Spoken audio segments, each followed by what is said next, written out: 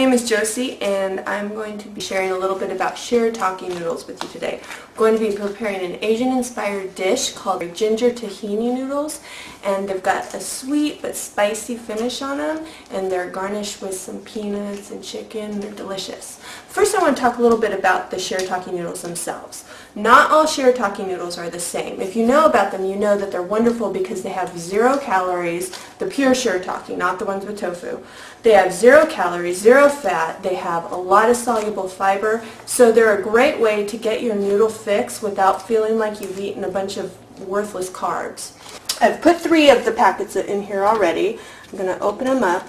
Another thing about the Shirataki noodles is they have kind of an earthy, sometimes even fishy odor to them. Don't let it scare you. It's not a big deal. There's no fish in them or anything to be concerned about. Just kind of get in there and get them rinsed. It's kind of hard to describe. It's actually kind of like a fresh, earthy smell that these have when you open them up. Get them rinsed off. Then I'm going to cut them. You can use scissors. I just take 2 knives like so. Are you getting a nice view in there over top? And just kind of cut them up because they're pretty long when they first come out of the package. And then I like to just go in and kind of squish them. Just kind of squeeze the excess water out. And then let's set them aside to drain while we get our other stuff prepared. Come on over here. First, we're going to work on our sauce. The sauce that we're actually going to season the noodles with. What I've got here is about 1/3 cup of soy sauce. You can use the low sodium if you like. I'm just using the Kikkoman here. A generous tablespoon of minced fresh ginger, finely minced. About 1 tablespoon of finely minced garlic. 1 tablespoon of sesame tahini. 1/4 to 1/2 teaspoon of red chili flakes for a nice little bit of zing. And then what I've used for a sweetener is my sweetener of choice, which is Truvia, and it's made of erythritol and stevia, which is natural, and I actually think it's quite pleasant, so that's what I've been using. We're going to put that in a little hand blender or your magic bullet or whatever you use, and you're going to zip that for maybe 30 seconds so that you know all your chili flakes are small enough you're not going to get any surprises. Then you're going to go ahead and set that aside. And you're going to get your garnishes ready. Actually, it's more than garnish because these garnishes add so much flavor to the finished plate that you want to be generous with them. So I've got about 1 cup of minced cilantro here, about 1/2 cup of finely chopped peanuts. I used salted roasted, but you can use unsalted. It's up to you. And then I've got about 1/2 cup of chopped green onions. These also add a wonderful flavor. Then for the actual garnish, I have sliced at an angle some fresh, cool cucumbers here. Now for the meat, what I have done is I took 4 large chicken thighs and I marinated them in basically the same sauce that I made here minus the tahini. And then I marinated them for about 30 minutes and I put them on a sizzling hot grill so you get that really nice char grill flavor on there. Then you're going to chop that up coarsely and set it aside. Okay, let's get our noodles going. Okay, let's take these over here. What I've got here is a sesame seed oil. I'm going to put just a little bit in here. Just douse it in. Not even a teaspoon. And get that real hot. You see that nice sizzle? That's how we're going to kind of sizzle that in there. And we're going to have the moisture evaporating. I just use a couple forks because I toss it. Get that oil flavor, the sesame flavor in there. The nice thing about these is they do not stick because they aren't starchy. They don't stick to the pan, so really it doesn't take much oil at all. The oil is more for the flavor. So we're just going to toss that in there.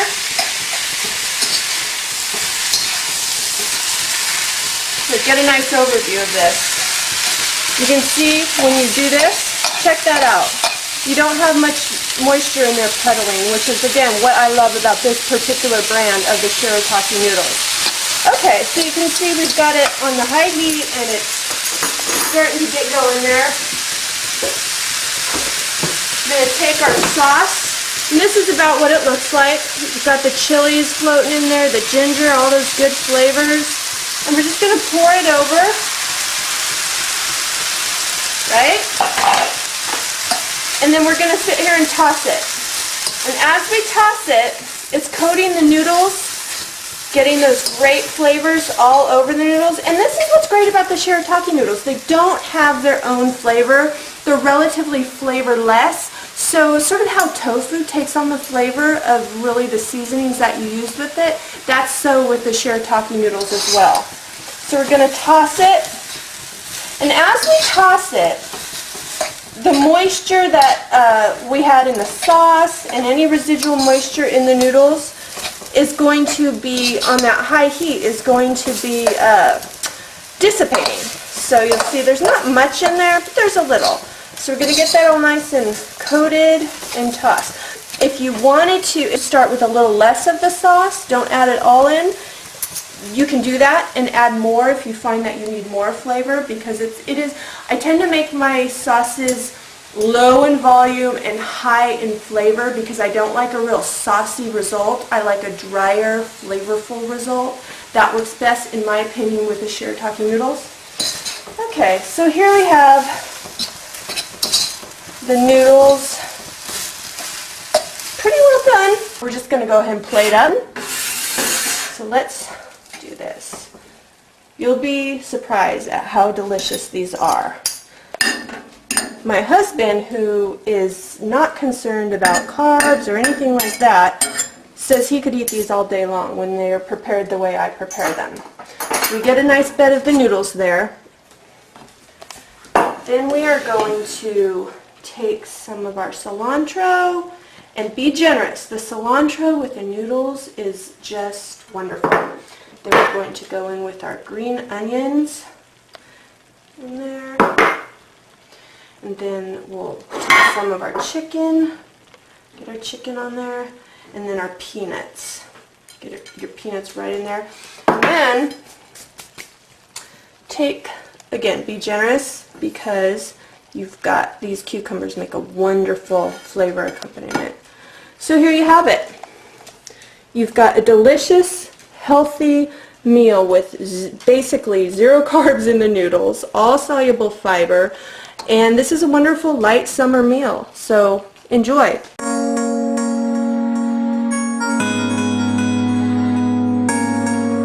Shirataki noodles, what's also called miracle noodles.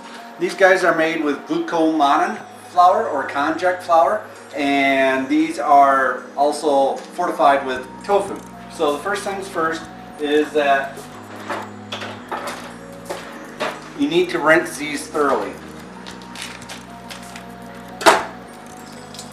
I'll be honest, I've tried these in the past. I haven't been a huge fan, but I'm going to try them again and you'll get to hear my review.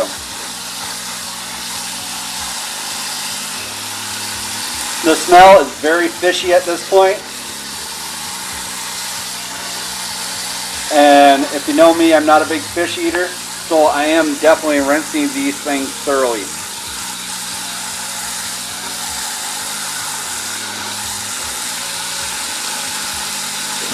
Alright, I don't think I can rinse them anymore. Alright, shaking the water off.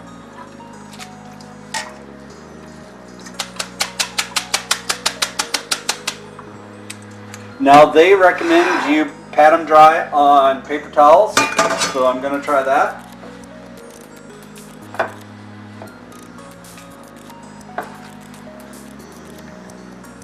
Still kind of have a fishy smell to them, so I'm not sure how well I'm going to like this, but we're going to try it anyhow.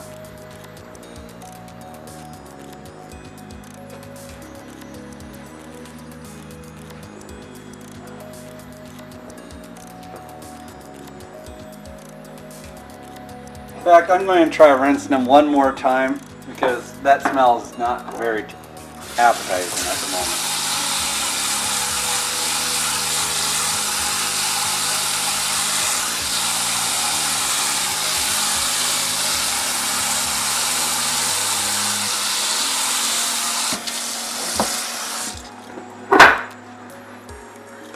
Maybe if you were a tuna eater, that smell wouldn't bother you quite as much.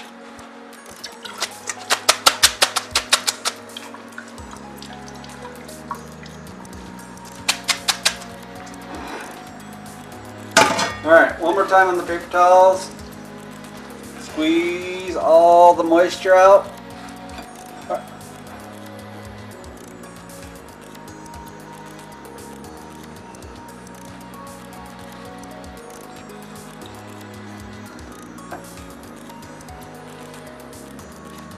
Alright, so they're pretty well dry. I mean, as dry as I can get them with a paper towel. Try just a little bit more. Not to be OCD about the whole smell, but...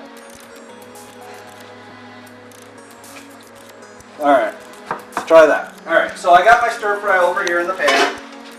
Basically, there's some garlic in it, and some soy sauce at this point. And just beef summer sausage, as low carb as I could find, and just some oriental stir fry vegetables. I'm going to add about 2 teaspoons of the Szechuan sauce that I've demonstrated in other videos. They say the stir-fry noodles really take up the flavor of the dish that they're in. So I am going to make sure that there's enough flavor in this dish to honestly cover them up. So let's go with that idea. Alright. So I've got my stir fry on as high a heat as possible to dry out the noodles, which is another thing that they suggest. And then throw the noodles in the pan. One of my favorite dishes is Mongolian stir fry. And one of the things I've never been able to get at that Mongolian barbecue place is noodles in my dish. So here's my attempt to achieve that now.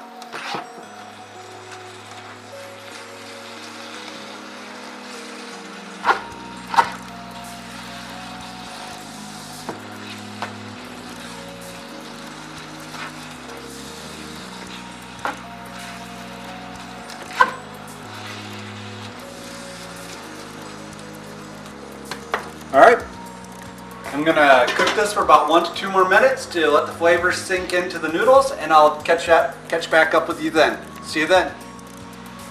Okay, well I just finished up. I plated the dish here. See the noodles in it. I'm going to smell it to see if I can detect any of that fishy smell that I was so not entirely enthused by. Nope, can't smell anything. Alright, final suggestion, does it taste as good as it looks? Now I have the spaghetti quality, or the spaghetti strand one. They also have a fettuccine one, as well as a little thicker of a noodle as well. So let me try the spaghetti one.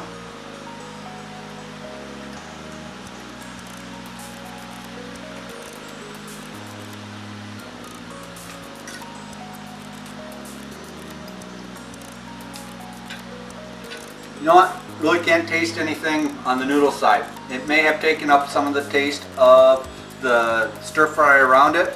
I certainly don't taste any of the fishy smell. So from that point of view, it's definitely able to be covered up or removed off the noodles. I would give it at least a 3 out of 5. It's decent. If you're in the mood for noodles, for stringy noodles, this would certainly meet the bill. I've seen online where they don't particularly suggest it for Italian, but I don't see why you couldn't. I have another konjac noodle made by Wildwood Farms that does mention it being used as a pasta side dish, so you certainly could. Would I get it again? Sure. It's not too bad. One thing for those Atkins diet followers, it's not induction friendly, because no matter if it's yam flour or konjac flour, it's just not on the induction food list, but you can certainly add it in afterwards. Talk to you guys later. Bye.